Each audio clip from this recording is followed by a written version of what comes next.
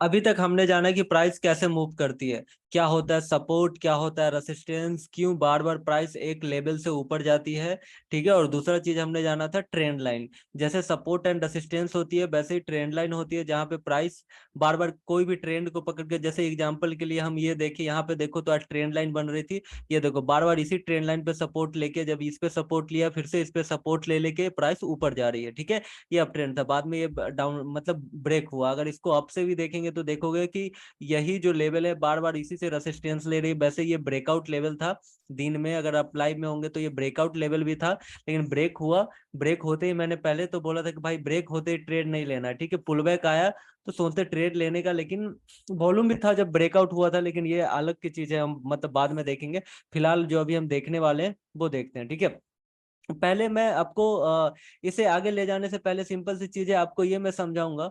ठीक है, कि आप प्राइस बिहेवियर को जानते हैं, मतलब प्राइस बिहेवियर क्या होता है। जैसे आप पता है सपोर्ट रेसिस्टेंस ट्रेंड लाइन, बहुत सारी चीजें पता है आपको। ठीक है, लेकिन अभी सब लोग कंफ्यूज हो जाते हैं प्राइस बिहेवियर के बारे में, कि प्राइस बिहेवियर कैसा होता है। ठीक है, तो मैं प्राइस बिहेवियर के बारे में बताने वाला हूँ अभी, कि प्राइस बिहेवियर कैसा होता है। कोई भी देखो सिंपल सी चीज समझो आप, कभी भी प्राइस ऊपर या नीचे आती, देखो प्राइस क्या करेगी, या तो नीचे आएगी या तो ऊपर जाएगी। ठीक है, या ऐसा तो होगा नहीं कि और कहीं जाएगी, या तो प्राइस नीचे आएगी प्राइस ऊपर जाएगी। लेकिन नीचे और ऊपर आने वक्त क्या क्या हो सकता है, ठीक है, और प्राइस कैसे एग्जैक्टली कैसे मूव करता है।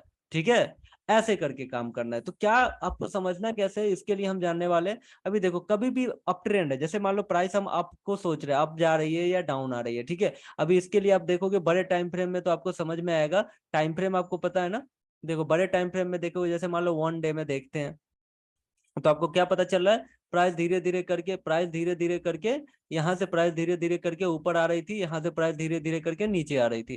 तो इसके लिए ही हम बोल रहे हैं कि प्राइस में, अगर मान लो कोई भी प्राइस में बिहेवियर होना चाहिए, कि ऐसा नहीं कि अप जा रहे तो सीधा अप नहीं जाएगा कभी भी। अगर मान लो कोई भी प्राइस है जो सीधा यहाँ से अप जा रही है, तो ये सीधा अप नहीं जाने वाली। ठीक है, और प्राइस नीचे आ रही तो कभी भी ये नीचे नहीं आने वाली। ये जो प्राइस बिहेवियर है उस प्राइस बिहेवियर के हिसाब से चलता है। ठीक है, यस। तो प्राइस बिहेवियर में क्या होगा कि प्राइस अगर ऊपर जा रही है, अगर ऊपर जा रही है तो एक पैटर्न बना के जाती है। पैटर्न कहने का मतलब एक तरीका होता है चलने का, जो स्टाइल होता है ना प्राइस का, तो वो कैसे जाएगी। ऐसा नहीं, देखो प्राइस कभी भी कहीं से भी ऊपर जा रही है, पहले हम अगर मान लो प्राइस ऊपर जा रही है, इट विल मूव लाइक, पहले एक हाई फिर दूसरा लो फिर हाई फिर लो, इसको बोलते हैं हायर हाई। कहने का मतलब क्या है, एक हाई लगा है, ये जो लो लगा है ना पुराना लो से छोटा है। मतलब ये देखो सिंपल सी चीज समझो, अब ड्राइंग करके मैं समझाता हूँ, कि ये जो मान लो कि ये प्राइस, जैसे मान लो प्राइस यहाँ से ऊपर जा रही है, ऊपर गई है, ठीक है, तो ये एक हाई लगा, ठीक है, उसके बाद प्राइस थोड़ा सा नीचे आएगी, फिर ये थोड़ा ऊपर जाएगी, फिर ये थोड़ा नीचे आएगी, फिर ये थोड़ा ऊपर जाएगी, फिर ये थोड़ा नीचे आएगी, फिर ये थोड़ा ऊपर जाएगी, फिर ये थोड़ा नीचे आएगी।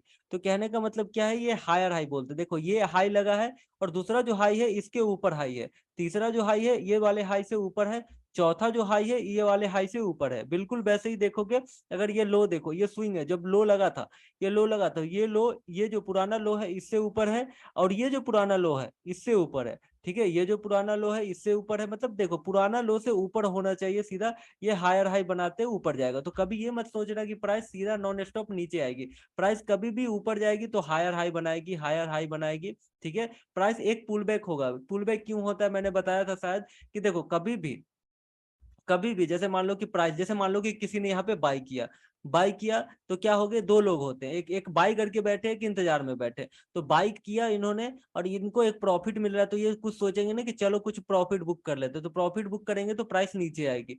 जब प्राइस नीचे आएगी, थोड़ा सा प्राइस नीचे आएगी, तो जो नया जो पीछे पहले से बैठे थे वो क्या सोचेंगे, अच्छा ये प्राइस थोड़ा नीचे है, अब हम फिर से बाई करते हैं इसको, फिर ये प्राइस थोड़ा ऊपर जाएगी। ठीक है, अब जो इन लोगों ने बाई किया है वो क्या सोचेंगे कि थोड़ा सा प्रॉफिट बुक कर लेते हैं, अब प्रॉफिट दिख रहा है थोड़ा प्रॉफिट बुक कर लेते हैं, आपको पता है ना आप तुरंत प्रॉफिट बुक करते हो।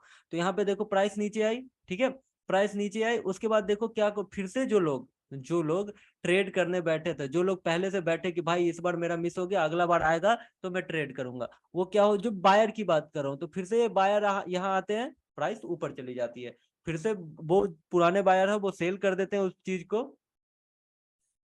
प्राइस नीचे आती है, लेकिन नीचे कहाँ तक आती है, सिंपल यही, ये जो पुराने लो है उसके नीचे नहीं आता है, बस ये हाई के आसपास आती है। ठीक है, फिर से ये लोग सोचते हैं चलो यहाँ से हम बाई कर लेते हैं, इसीलिए प्राइस इसी पैटर्न में मूव करते रहते हैं, क्योंकि बायर एंड सेलर आते जाते रहते हैं। कहने का मतलब है जो बाई कर रहे हैं वो प्रॉफिट बुक करते जा रहे हैं, जो नए बायर है वो बाई करते जा रहे हैं। इन बाइंग मोमेंटम, अगर ये कोई बाई साइड है तो ठीक है, अगर बुलिश मोमेंटम है तो जनरली ऐसा होता है। ये मत सोचो आप तो बोलोगे सर बुलिश मोमेंटम था, ये प्राइस ऊपर गई, बाद में ये नीचे आई, फिर से ये ऊपर गए। भाई ये नीचे आना इसका क्या बोलते हैं, जन्म सिद्ध अधिकार है। ठीक है, ये प्राइस नीचे आएगी। जैसे मान लो यहाँ पे हम देख रहे हैं डाउन ट्रेंड में देख रहे हैं, अभी हम मानते हैं इसको एग्जांपल में, प्राइस नीचे आई पहले, ठीक है, ये थोड़ा ऊपर गई, लेकिन ये पुराने हाई के ऊपर गई नहीं गए, देखो प्राइस फिर से ये नीचे आई, भले ये बाद में गैप अप खुल गया, अगर गैप अप नहीं खुलता तो क्या होता, प्राइस फिर से ये नीचे आई, ठीक है, और एक और अब फिर से ये पुल बैक ली तो क्या ये जो हाई है इसके ऊपर गया, नहीं गया, प्राइस फिर से नीचे आ गई। ठीक है, फिर से नीचे आई, यहाँ पे भी पुल बैक आया, एक पुल बैक आया, ठीक है, पुल बैक आया तो ये क्या पुराने हाई के ऊपर गई, नहीं गई, फिर से प्राइस नीचे आ गई। ठीक है, फिर प्राइस नीचे आई तो देखो ये पुल बैक आया, तो ये क्या पुराने हाई के ऊपर गई, नहीं गई, फिर से प्राइस नीचे आ गया। ठीक है, फिर प्राइस नीचे आ गया, फिर से गैप अप हुआ, चलो अगर हम इसको भी मानते तो ये क्या पुराने हाई से ऊपर गई, नहीं गई, फिर से प्राइस नीचे आ गई, लेकिन बार बार ये देख रहे हो लो नया बनता जा रहा है, एक लो, दो लो, तीन चार पांच, नया लो बनता रहा है। अभी देखो प्राइस यहाँ पे क्या हुआ है, यहाँ पे मतलब यहाँ पे अभी ये सब आगे की चीज है, लेकिन यहाँ पे देखो क्या हो रहा है, प्राइस पहले ऊपर गई है, ठीक है, लेकिन ये जो पुराने हाई है ये सारे ब्रेक हो गए, तो कहने का मतलब क्या है, प्राइस यहाँ से हो चुकी है रिवर्स। ठीक है, रिवर्स हो चुकी है, इसी को बोलते हैं हम higher high higher low concept. ठीक है, अगर प्राइस ऊपर जा रही तो सीधा डायरेक्टली ऐसे नहीं जाएगी 90 डिग्री में, और नीचे आ रही है तो क्या डायरेक्टली नीचे नहीं आएगी। ठीक है, ये हुआ हमारा मतलब up trend and down trend का। लेकिन अभी देखो ऐसा यहाँ पे प्राइस में तीन चीजें होती है, या तो प्राइस अप ट्रेंड में रहता है, सॉरी डाउन ट्रेंड में रहता है, या प्राइस अप ट्रेंड में रहता है, और तीसरा जो प्राइस होता है कंसोलिडेशन में रहता है। ठीक है, कंसोलिडेशन मतलब कि एक जोन है उसी के अंदर घूमा जा रहा है, हाई अंदर लो, हाई हाई लो, इसी जोन में घूमा जा रहा है। अब इसको हम देखने के लिए क्या समझेंगे, देखो हायर आप लो डाउन ट्रेंड समझ गए, अप ट्रेंड समझ गए, अभी डाउन ट्रेंड के लिए आप कोई ट्रेंड लाइन भी यूज कर सकते हैं। देखो अगर आप ध्यान से देखोगे इसमें, इसमें देखोगे ध्यान से, इसमें देखोगे ध्यान से तो देखो क्या दिख रहा है आपको, ये ट्रेंड लाइन को फॉलो, बार बार इस ट्रेंड लाइन को रिजेक्ट करती करती जा रही है। जब ये ब्रेक हुआ अपसाइड, हमारा अप ट्रेंड था, ये जो ट्रेंड लाइन थी ये ब्रेक हुई, हमारा देखो अपसाइड का ट्रेड मिल गया। वैसे अगर मान लो अभी हम अप ट्रेंड को देखो तो ये यहाँ पे अगर एक देख लेते हैं, चलो हम इसको ले लेते हैं, फिलहाल इसको ले ले, क्या इसको भी ले सकते हैं, चाहे तो इसको ले सकते हैं कि प्राइस अभी मान लो प्राइस कहाँ तक आ सकती है, जाहिर सी बात है इस ट्रेंड लाइन तक आ सकती है रिटेस्ट करने। ठीक है, तो अभी जब तक ये ट्रेंड लाइन के नीचे नहीं आता तब तक हम ये नहीं देखेंगे कि ये प्राइस डाउन ट्रेंड में है। लेकिन अगर हम छोटा ट्रेंड, अभी मान लो यहाँ पे एक ट्रेंड लाइन बनाते हैं जो आज के 2 दिन का है, तो वहां पे देखोगे तो ये ट्रेंड लाइन बन रही है जो थोड़ा सा ब्रेक हो रही है, अगर हम इसको एडजस्ट करें तो हो सकता है थोड़ा सा बिग के हिसाब से। अभी देखो तो यहाँ पे थोड़ा सा एडजस्टमेंट करे तो हो सकता है। ठीक है, अभी देखो ये भी ट्रेंड लाइन बन रही है, तो ऐसे ही करके हम अब ट्रेंड ढूंढ रहे हैं, मतलब कि ट्रेंड ढूंढ रहे हैं, तो ट्रेंड के लिए हम जनरली ट्रेंड लाइन यूज कर सकते हैं। कौन सा ट्रेंड लाइन पे यूज हो रहा है, कौन सा सपोर्ट एंड रेसिस्टेंस है, जैसे मान लो कि नीचे सपोर्ट था, 2 दिनों यहाँ पे सपोर्ट था, और देखो ये जो कौन सा लेवल था यहाँ पे 37,500 वाला था शायद, हाँ 37,500 वाला एक सपोर्ट था, और वहां से सपोर्ट भी लिया है, एंड ये जो ट्रेंड पुराना ट्रेंड था जो ट्रेंड लाइन बना के 4 दिन से नीचे आ रही थी उसने इसको ब्रेक कर दिया। अब मैं देखूंगा कि प्राइस क्या होगा, प्राइस अगर मान लो इसके ऊपर ही रहेगा, इसके ऊपर ही रहेगा, इसके ऊपर ही रहेगा, इसके ऊपर ही जाता जाएगा, अब ट्रेंड रहेगा, जब तक इसको ब्रेक करके ये नीचे नहीं आता तब तक ट्रेंड चेंज नहीं होगा। समझ रहे हो ना, तो ऐसा ही होता है ट्रेंड कैसे चलता है अपना, समझ रहे हो, ये बड़े टाइम फ्रेम है। बाकी हम इंट्राडे में क्या करते हैं कैसे करते हो वो तो हम आगे जानने वाले, समझे। तो या तो प्राइस अप ट्रेंड में होती है, या प्राइस डाउन ट्रेंड में होती है, या तो कंसोलिडेशन में होती है। अब मैं बताता हूँ कंसोलिडेशन क्या है, व्हाट इज कंसोलिडेशन। जैसे मान लो कि कोई प्राइस, जैसे मान लो आप एग्जांपल ले लो, एग्जांपल के लिए आप समझो कि आप बहुत दौड़े हो, ठीक है, आप लगातार, आपको क्या बोले, लगातार आप 30 किलोमीटर दौड़े तो दौड़ जाओगे, नहीं दौड़ोगे। ठीक है, क्यों नहीं दौड़ोगे, आप थक जाओगे। बिल्कुल प्राइस बिल्कुल वैसे ही चलती है। ऐसा नहीं कि प्राइस को अगर नीचे आना भी है, अगर मान लो 2,000 5,000 पॉइंट अगर नीचे भी आती तो क्या लगता है, प्राइस सीधा नीचे आ जाएगी, नहीं, प्राइस रुक रुक के आएगी। जैसे मान लो आपको 30 किलोमीटर दौड़ना है, तो क्या आप सीधा एक बार में 30 किलोमीटर दौड़ोगे, नहीं, पहले 2 किलोमीटर दौड़ोगे, थोड़ा रेस्ट करोगे, फिर से दौड़ना स्टार्ट करोगे, फिर दौड़ोगे, फिर थोड़ा रेस्ट करोगे, फिर से दौड़ना स्टार्ट करोगे।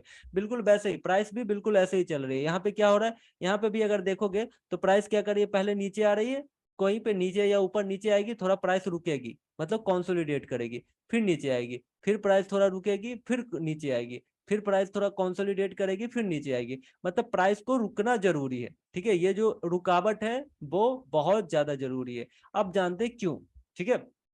क्यों? अभी कंसोलिडेशन होता क्या? कंसोलिडेशन मतलब होता है क्या कि बायर एंड सेलर्स को पता नहीं होता कि मार्केट को किस तरफ ले जाए। ना यहाँ पे बायर आ रहे हैं, ना यहाँ पे सेलर आ रहे हैं, ना बायर आ रहे हैं, ना सेलर आ रहे हैं। जैसे आज का एग्जांपल लेता हूँ मैं, बैंक निफ्टी में ही ले लेता हूँ। जनरली आप सबको तो स्टॉक में अभी मैं बता रहा हूँ, लेकिन अभी पहले हम बैंक निफ्टी में चार्ट को देखना है तो किसी भी चार्ट को देख सकते हैं सेम तरीके से, ठीक है। अभी जैसे मान लो कि हम ये जो जोन देखते हैं दिन में, जब बैंक निफ्टी पूरा दिन में एकदम साइडवेज था, साइडवेज था, देखो प्राइस क्या पहला दो, मतलब ये 15 मिनट की कैंडल है, चार पैन, मतलब 1 घंटे बाद ये कितना है, आधा घंटा आधा घंटा, 1 घंटे बाद प्राइस क्या की है, एक जगह पे घूमती रही है, घूमती रही, सारा दिन एक जगह पे घूमती रही। ये क्या है? इसको बोलते हैं कॉन्सोलिडेशन, ठीक है। कॉन्सोलिडेशन। अभी कॉन्सोलिडेशन के बाद क्या हो रहा है? कॉन्सोलिडेशन के बाद एक अच्छा मूवमेंट आता है। जैसे ये आप मतलब ये भली थोड़ा सा ऊपर गई, बिकॉज ऑफ द यहाँ पे इंपॉर्टेंट रेसिस्टेंस था, ये नीचे आया है, ये हम बाद में समझेंगे, लेकिन फिलहाल ये समझो कॉन्सोलिडेशन क्या होता है। ये हुआ कॉन्सोलिडेशन, ठीक है। अभी कंसोलिडेशन में क्या हो रहा है? ना प्राइस अप जा रही है, ना नीचे जा रही है, ना प्राइस ऊपर जा रही है, ना नीचे जा रही है।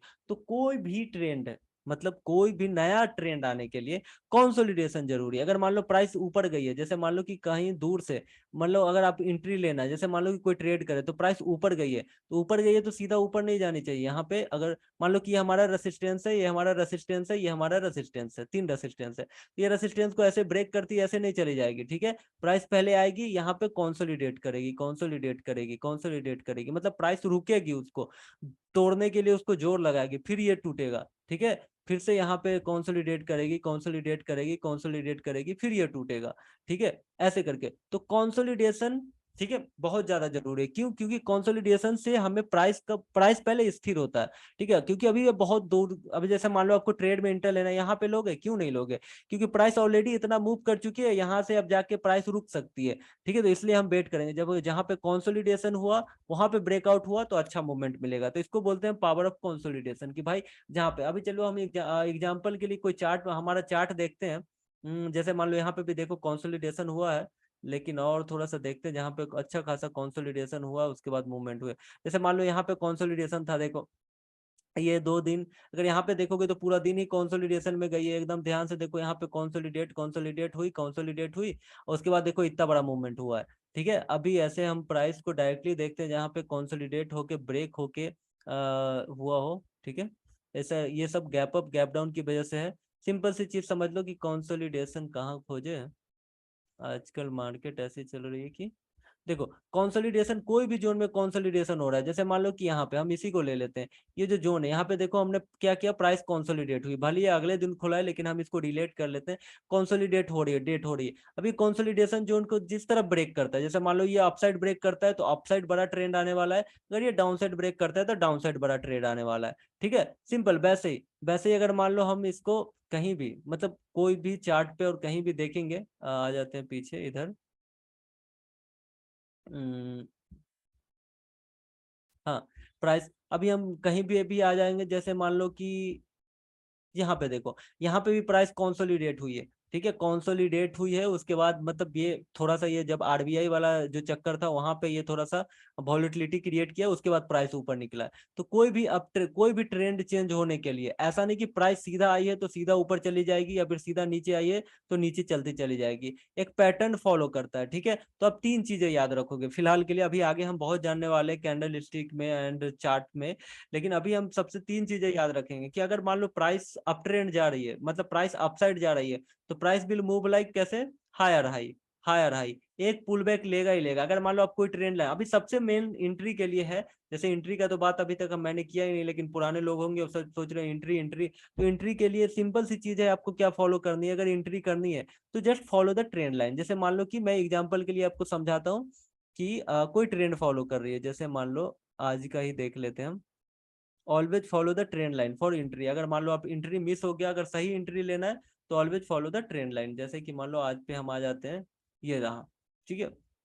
जस्ट फॉर एग्जांपल हम देख लेते हैं, ये रहा हमारा एक ट्रेंड लाइन जो बन रहा है। मानता हूँ कि प्राइस कहाँ पे आई, कंसोलिडेट कर करके ट्रेंड लाइन पे आई, ट्रेंड लाइन पे टच होके अपसाइड गई, लेकिन अपसाइड गई, यहाँ पे हम एंट्री करेंगे नहीं। फिर से जब ये दूसरा टाइप पे, जब दूसरा टाइम पे ये ट्रेंड लाइन पे आई है, सेम उसी जगह पे हम एंट्री करेंगे।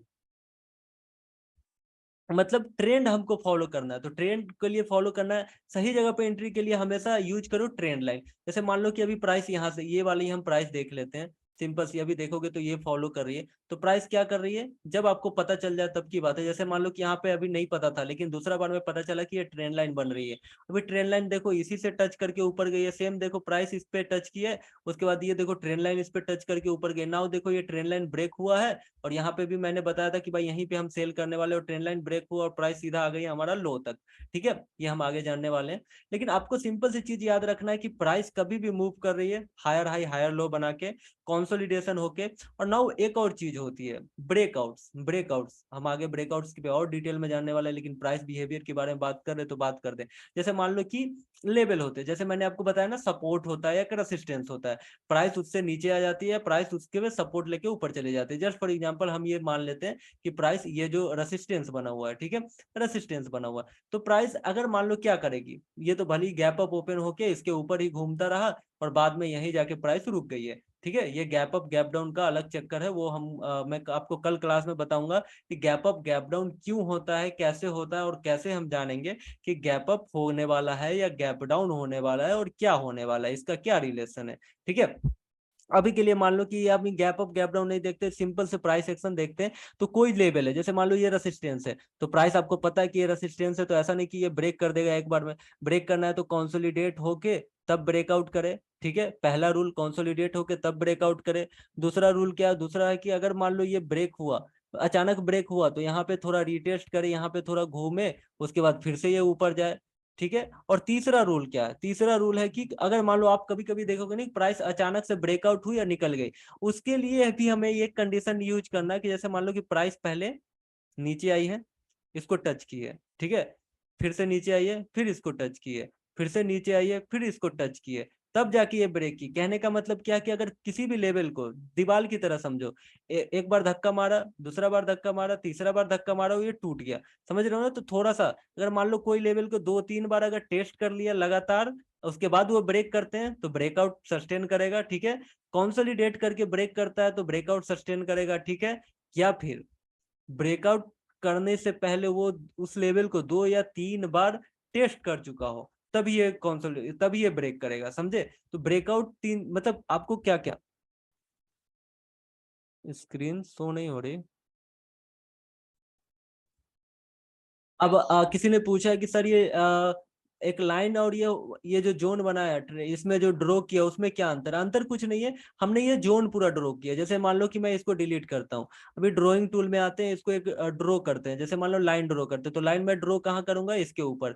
लेकिन आपको दिख रहा है ये जो पूरा जोन है वो एक मतलब ये सपोर्ट एंड रेसिस्टेंस वाला जोन है, क्योंकि देखो यहीं पे बिक बनी थी और इसी के नीचे हाई लगा है, तो इसलिए मैंने इसको यहाँ पे जोन ड्रॉ कर दिया। क्यों जोन ड्रॉ कर दिया मैं अभी बताता हूँ। ये देखो ये जो बिक है इसके ऊपर है, और यहाँ पे देखो दिख रहा है आपको, तो यहाँ से दोनों कनेक्ट हो गए। क्या कनेक्ट हो गए, ये देखो ये प्राइस कनेक्ट हो गया, ये प्राइस कनेक्ट हो गया, और ये भी प्राइस कनेक्ट हो गया। दैट्स वाई वी विल, यहाँ पे हमने एक रेसिस्टेंस बना दिया। अभी मान लो एक कोई लाइन कनेक्ट होती तो हम लाइन भी बना सकते हैं, बाद में आप रेक्टेंगल भी बना सकते हैं। जैसे कि मान लो यहाँ पे भी हम एक रेक्टेंगल बना सकते हैं। क्यों बना सकते हैं, देखो प्राइस यहाँ पे दोनों प्राइस मैच कर रही है। क्यों मैच कर रही है, देखो इसका हाई भी यहीं पे है, और ये जो क्लोजिंग प्राइस है किसी पर्टिकुलर दिन का, वो भी यहीं पे है। डेट्स वाई मैंने इनको क्या बना दिया है, जो हमारा एक जोन है वो बना दिया है। तो ध्यान से आप प्राइस पहले देखना पड़ता है। ठीक है, जैसे सपोर्ट रेसिस्टेंस दिख रहा है, ट्रेंड लाइन दिख रहा है, एकदम इजीली आपको समझ में आ रहा होगा, वैसे ही ये जोन दिख रहा है। हमें बस अपने जो पुराने स्विंग है जहां पे प्राइस पहले रुकी है, चाहे वो डे का क्लोजिंग है, देखो ये डे का क्लोजिंग है, डे का क्लोजिंग है, यहाँ पे अपना प्राइस रुक रही है। ठीक है, वैसे ही यहाँ पे देखोगे ट्रेंड लाइन देख लिया, सपोर्ट देख लिया, रेसिस्टेंस देख लिया, एंड जो अपना जो प्राइस का बिहेवियर है वो कैसा होना चाहिए। तो तीन अभी के लिए, मतलब अभी के लिए आपको क्या कितनी बातें याद रखनी है। अगर कोई अप ट्रेंड है तो price will move like higher high, पहले एक हाई बनाएगी, थोड़ा पुल बैक लेगी, फिर हाई जाएगी, फिर पुल बैक लेगी, फिर हाई जाएगी, फिर पुल बैक लेगी। ठीक है, ऐसे ही अगर डाउन ट्रेंड है तो पहले लो बनाएगी, फिर थोड़ा पुल बैक लेगी, फिर लो बनाएगी, फिर पुल बैक लेगी, फिर नया लो बनाएगी। ठीक है, और तीसरी चीज है कि बहुत मोमेंटम होने के बाद थोड़ा देर कंसोलिडेट करेगी, मतलब प्राइस एक ही जगह पे घूमेगी घूमेगी, उसके बाद ब्रेकआउट होगा, फिर से मोमेंटम आएगा। ठीक है, मोमेंटम लगातार नहीं रहेगा, ऐसा नहीं कि प्राइस अचानक से ऊपर जाती जा रही है, ऊपर गई है थोड़ा सा कंसोलिडेट करेगी, फिर कहीं जाएगी, ऊपर जाए या नीचे जाए, समझ रहे हो। तो ये चीज है। और चौथी चीज है ब्रेकआउट। अगर मान लो किसी भी लेवल को ब्रेक करना है, जैसे मान लो कि ये लेवल को ब्रेक करना है, तो ऐसा नहीं कि एक बार में ये ब्रेक कर देगी, ऐसा नहीं कि ये एक बार में ब्रेक कर देगी, ठीक है। किसी भी लेवल को ब्रेक करना है तो अगर ऐसा नहीं कि प्राइस इस लेवल को एक बार में ब्रेक कर देगी, पहले ये ब्रेक करेगी, कंसोलिडेट होकर ब्रेक करेगी तो हमारा काम करेगा, या ब्रेक करके थोड़ा सा यहाँ पे घूमेगी, रिटेस्ट करेगी, फिर से ऊपर जाएगी तो हमारा काम होगा। और तीसरी चीज क्या होगी, तीसरी चीज होगी जब इस चीज को बार बार टेस्ट कर चुकी है, जैसे एक बार हो गया, दो बार हो गया, तीन बार हो गया, अब ये ब्रेक करेगी तो हम मान सकते हैं क्योंकि ऑलरेडी इसने दो बार टेस्ट किया और ये ब्रेक करके सीधा निकल गई, ठीक है। ये सारी सिचुएशन हो सकती है। सिंपल प्राइस एक्शन में ज्यादा हार्ड नहीं है, बस उसको समझना एकदम इजी है, समझे, ठीक है। तो इसके बाद अभी मान लो, अभी क्या क्वेश्चन है भाई, यार सबको तो शो हो रहा है, ठीक है। नाउ अभी हम बात करें मतलब नेक्स्ट स्टेप की, जैसे आप प्राइस बिहेवियर समझ गए अच्छे से समझ गए होंगे, ठीक है। And support resistance trend line जो मैंने पिछले दिनों बताया, अब आप समझ गए। लेकिन अब हम जो जानने वाले हैं वो होता है कि कैंडल स्टिक, जानते हैं हम कि कैंडल स्टिक कैसे काम कर रही है। जैसे मान लो कि एक कैंडल्स है, मतलब कैंडल स्टिक के बारे में अभी नहीं बता रहा हूँ, लेकिन कैंडल्स है। जैसे मान लो कि जैसे प्राइस का बिहेवियर समझ गए, वैसा ही कैंडल का बिहेवियर होता है। एक मिनट, कोई बोले साइकोलॉजी पे बताओ, भाई सबका टाइम आएगा, ठीक है। अभी मैंने ये बिगनिंग से क्लास स्टार्ट की है तो बिगनिंग से जो सारी चीजें हैं वही बता रहा हूँ, ठीक है। तो एकदम जो आपको बताया जा रहा है बस उसको फॉलो करता जाओ, ठीक है। सारी चीजें आएंगी धीरे धीरे, जैसे जैसे आप धीरे धीरे ऊपर जाएंगे, धीरे धीरे जैसे जैसे मैं आगे पढ़ाऊंगा वैसे ही, ठीक है। तो आई होप आप ये प्राइस बिहेवियर समझ गए होंगे, ठीक है। प्राइस बिहेवियर के बाद अब जो हमारा मेन इंपॉर्टेंट पार्ट आता है वो होता है कि एक बार हम इसमें मतलब डीमेट अकाउंट हम कल देखते हैं, कैंडल स्टिक का भी हम कल देखते हैं, ठीक है। तो यहाँ पे हम प्राइस मतलब प्राइस को रीड करना मतलब शुरू कर दिए। नाउ अब हम जानने वाले एक इंट्राडे के बारे में। इंट्राडे मतलब स्पेशली इंट्राडे वाला जो हमारा सपोर्ट एंड रेसिस्टेंस होता है, ठीक है, जो मैं यूज करता हूँ या फिर मैं जो मैंने आपको सब पहले भी बताया, जो पुराने लोग हैं उनको पता है कि वो कैसे काम करता है। उसको भी हम जैसे हम मैंने कल बताया था ना ईएमए, ठीक है, EMA as a support and resistance, मतलब पिछले क्लास में बताया था ईएमए, वैसे इंट्राडे के लिए एक स्पेशल सपोर्ट है। अभी ईएमए हम कैसे यूज करते हैं मैंने बताया था कि जब जब उसके पास जाएगा तब तक हम उसको ट्रेंड को फॉलो करके और वहां पे हम यूज करने वाले हैं, ना कि रोज। क्योंकि अगर मान लो मैं यहाँ पे ईएमए लगाता हूँ, जैसे मान लो कि हम यहाँ पे मूविंग एवरेज चेक करते हैं, जैसे मान लो हम मूविंग एवरेज चेक कर रहे हैं यहाँ पे, तो कहाँ पे जाने वाले, देखो मूविंग एवरेज, नाउ सेटिंग पे आते हैं एंड जो हमारा ये कितना था 200 का कम से कम, ठीक है। अभी 200 का जो हम मूविंग एवरेज यूज कर रहे थे, यहाँ पे देखोगे ये ब्रेकआउट हो चुका है और इसके ऊपर घूम रहा है। तो अभी पॉसिबल चांस क्या, अगर ये ब्रेकआउट होगा तो 200 ईएमए पे आएगा सपोर्ट लेने। आप यहाँ पे याद रखो, जब भी 200 ईएमए पे आए वहां पे बड़ा ट्रेड मिलने वाला है, ठीक है, बड़ा बड़ा मूवमेंट होने वाला है, ठीक है। नाउ इसके बाद हम देखने वाले थे क्या, अभी वी वेप। अभी वी वेप क्या है, जैसे मैंने ईएमए पे बताया ना वैसे ही वी वेप होता है। जैसे मान लो मैंने ये वी वेप ऑन किया, अभी आप सेटिंग में आप बोलोगे सर वी वेप लगाना कैसे, तो इंडिकेटर पे क्लिक करोगे एंड वी वेप, ठीक है, वी वेप पे क्लिक करोगे, इस पे क्लिक किए तो आपके पास ऐसा आ जाएगा। तो इसमें जाना है सेटिंग में, और ये जो बैंड है ना, बैंड मल्टीप्लायर, इसको ऑफ कर देना, ठीक है। उसके बाद आपको सिंगल लाइन आ जाएगी, सिंगल लाइन आ जाएगी, सेटिंग को पकड़ेंगे, सेटिंग पकड़ के और सिंपल वाइट कर देंगे। ये भी पार्ट ऑफ प्राइस एक्शन ही है, तो मत बोलना इंडिकेटर है। वी आर जस्ट टेकिंग, अभी जैसे जैसे मान लो आपको सुबह में, आपको दिन में क्यों, जैसे मान लो यहाँ पे प्राइस जब यहाँ से सपोर्ट लेके ऊपर गई, ये जो लो का सपोर्ट लेके ऊपर गई, उसके बाद आपको क्यों नहीं पता चल रहा कि प्राइस यहाँ पे रुक रही है, because it's a taking support from वी वेब। दिख रहा है आपको, वी वेब पे सपोर्ट ले रही है। अभी वी वेब क्या मैं समझाता हूँ, सपोर्ट क्या अभी देखो, वी वेब as a support and resistance ही यूज करना है इन स्पेशली इंट्राडे ट्रेडिंग। ये बस इंट्राडे में है, मतलब आज के दिन में, आज के दिन के लिए ये इंपॉर्टेंट है। देखो वी वेब पे सपोर्ट लेके प्राइस धीरे धीरे अप गई है, बाद में ये ब्रेक हुआ है, ठीक है। अगर हम पीछे जाते हैं, देखो वी वेब पे ही सपोर्ट ले रहे हैं। देखो यहाँ पे अगर मान लो प्राइस डाउन ट्रेंड में है, अगर प्राइस डाउन ट्रेंड में है, ध्यान से देखोगे, प्राइस अगर डाउन ट्रेंड में है तो क्या हो रहा है, वी वेब से ही रिजेक्शन ले लेके ये नीचे आ रहा है, मस्त प्राइस एक्शन बन रहा है। देखो लोअर लो बना, वी वेब से टकराया, फिर से एक नया लो बना, फिर से वी वेब से टकराया और फिर से एक नया लो बना, ठीक है, जो प्राइस एक्शन मैं अभी आपको समझा रहा हूँ। अब ये वी वेब क्या है वो हम थोड़ा जान लेते हैं कि वी वेब काम क्यों करता है और ये क्या है। वी वेब ये इंपॉर्टेंट होता है, इस वी वेब का जो फुल फॉर्म होता है उसका नाम मतलब होता है वॉल्यूम वेटेड एवरेज प्राइस। जैसे मान लो कि मैंने देखा कि सर मतलब वी वेब जैसे ही आप सर्च मारोगे तो यहाँ पे आया था ना, देखो VWAP हमने सर्च मारा, ये है ना वॉल्यूम वेटेड एवरेज प्राइस, ठीक है। तो ये जो लाइन बनती है वो कैसे बनती है, जो भी आज दिन में ट्रेडिंग हुई है उसमें जो वॉल्यूम जनरेट हुआ है उस हिसाब से प्राइस, मतलब वॉल्यूम वेटेड, मतलब वॉल्यूम के हिसाब से जो प्राइस की लाइन है वो बनती है। वहां पे ईएमए में क्या हो रहा था, जो पुरानी 200 कैंडल है, मतलब जो भी ईएमए आप लगा रहे, चाहे वो 200 हो चाहे 500 हो, जितने नंबर का आप कैंडल लगा रहे हो उतने नंबर ऑफ कैंडल की जो एवरेज प्राइस है, समझ रहे हो ना, एवरेज प्राइस वो वहां पे शो हो रही है। डेट्स वाई वो प्राइस एक्शन में काम कर रहा है। वैसे ही VWAP जो है, ये जो वॉल्यूम का एवरेज प्राइस है, ठीक है, जितना वॉल्यूम में बाई सेल हो रहा है उसका जो एवरेज प्राइस है वो यहाँ पे शो हो रहा है। डेट्स वाई यहाँ पे क्या हो रहा है, यहाँ पे हो रहा है कि प्राइस इसके ऊपर है तो इट विल बिकम, इस पे सपोर्ट ले रही है, सपोर्ट ले रही है। देखो यहाँ पे प्राइस दिन भर सपोर्ट लिए VWAP पे, उसके बाद ये जो हाई है, जो हाई हमारा रेसिस्टेंस था वहां पे ये जाके टच हुई है, फिर से वहां से फॉल होना स्टार्ट हुआ है, ठीक है। ये एक बार में ब्रेक हो गई क्योंकि ऑलरेडी ये दिन भर इस पे कंसोलिडेट कर चुकी थी, ठीक है। तो VWAP को भी हम as a support and resistance use करने वाले हैं, ठीक है।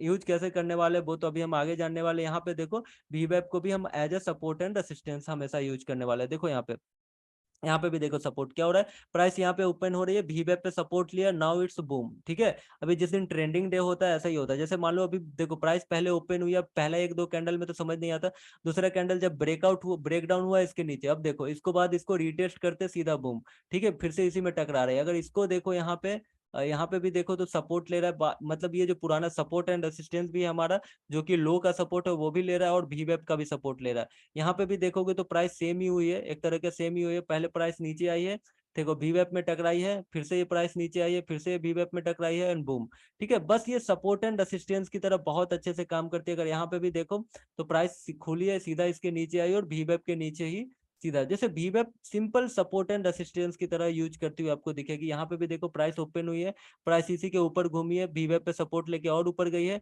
नाउ जब ये दूसरा बार ब्रेक हुई है तो नीचे आई है। तो बस VWAP क्या है, is a support and resistance in specially in intraday trading, और ये बहुत अच्छे से काम करता है, ठीक है। ये बहुत हेल्पफुल होता है स्पेशली इंट्राडे ट्रेडर के लिए, क्योंकि ये इसमें वॉल्यूम के हिसाब से हमारा जो प्राइस लाइन होती है वो दिखती है, और उससे क्या होता है हमें इंपॉर्टेंट जो सपोर्ट एंड रेसिस्टेंस होता है ऑटोमेटिक वॉल्यूम के हिसाब से वो पता चलता है, ठीक है। डेट्स वाई भी जैसे ईएमए का यूज कर रहे हैं वैसे ही VWAP का यूज कर रहे हैं। सर क्या बोल रहे हैं?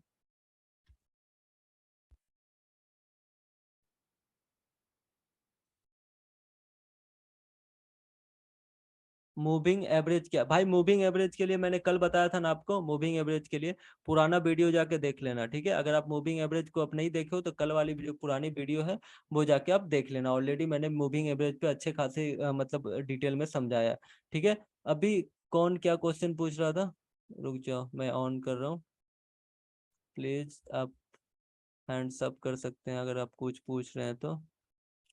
हाँ ऋतिक बोलो, कुछ पूछ रहे हो? जी हेलो। हम्म।